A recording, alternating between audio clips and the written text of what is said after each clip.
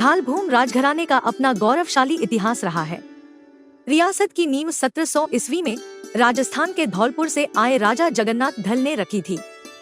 उन्होंने लगभग 10 एकड़ में विशाल महल बनवाया था, लेकिन आज उसका 20% ही बचा है।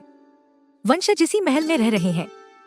सन 1765 में अंग्रेजों के खिलाफ विद्रोह करने वाले इस राजवंश के वंशज आज सरकारी मदद के अभाव में तंगहाली में जी रहे हैं। राजा जगन्नाथ धल बेहद ही धार्मिक थे। उनके द्वारा कई मंदिरों का निर्माण किया गया था, जो आज भी मौजूद है। इन मंदिरों में शिवरात्रि के दिन खास तौर पर श्रद्धालुओं की भीड़ उमड़ती है। वहीं लोगों की आस्था भी इससे जुड़ी हुई है। इस पूर्व राजघराने के वंशजों में दुर्गा प्रसाद सिंहदेव उर्फ बेबी बाबू को रियासतों के विलय के बाद चाकुलिया का आपूर्ति निरीक्षक बनाया गया था। हालांकि उन्होंने इस पद से इस्तीफा दे दिया था। उनके 3 पुत्र नंदन सिंहदेव, रंजन सिंहदेव व अंजन सिंहदेव फिलहाल महल के बचे हिस्से में रह रहे हैं। नंदन सिंहदेव पारा शिक्षक हैं, तो रंजन सिंहदेव शिक्षा विभाग में सीआरपी हैं, जबकि सबसे छोटे भाई अंजन सिंहदेव कोलकाता की एक निजी कंपनी में नौकरी करते हैं।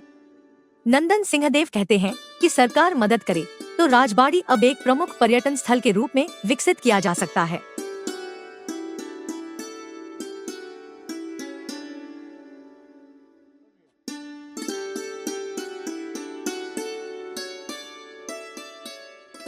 सबसे पहले हम लोग कोतवाल भैरव के मंदिर में प्रणाम करते हैं।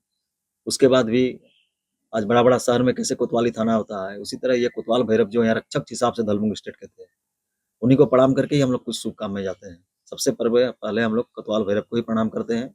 उन्हीं की कृपा से ही सब कोई स्वस्थ सबल निरोग रहता है। पूजा होती है।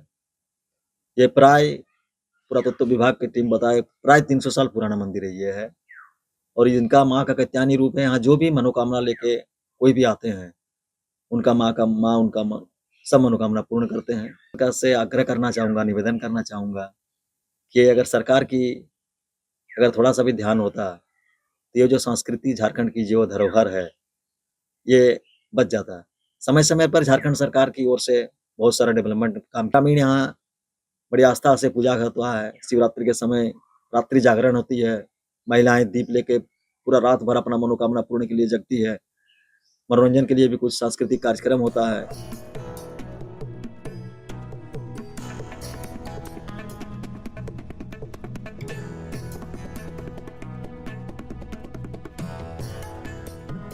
धालभूम राजघराने की वजह से ही आज जमशेदपुर सदर एसडीओ को धालभूम एसडीओ कहा जाता है।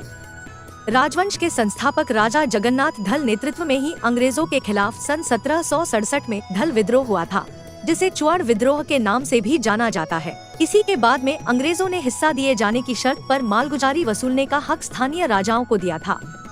काफी जमीन टाटा स्टील को भी इनके द्वारा लीज पर दी गई थी।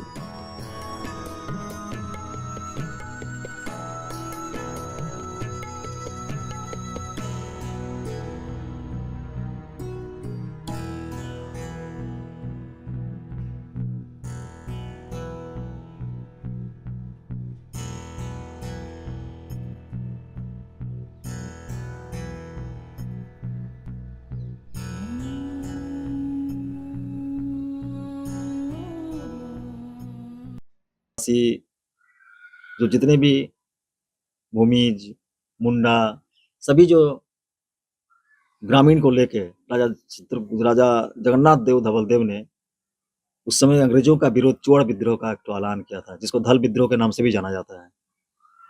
उनका उस समय काफी मुंहतोड़ जवाब भी दिए थे वो।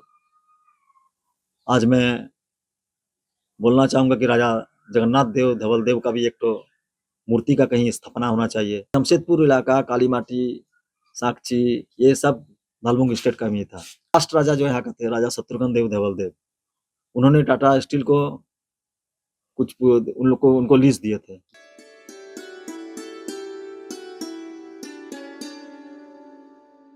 धालभूम राजघराने का योगदान और इसके ऐतिहासिक महत्व को संजीवनी देने की आवश्यकता आज भी महसूस की जा रही है, ताकि यह धरोहर आने वाली पीढ़ियों के लिए संरक्षित और सम्मानित रहे।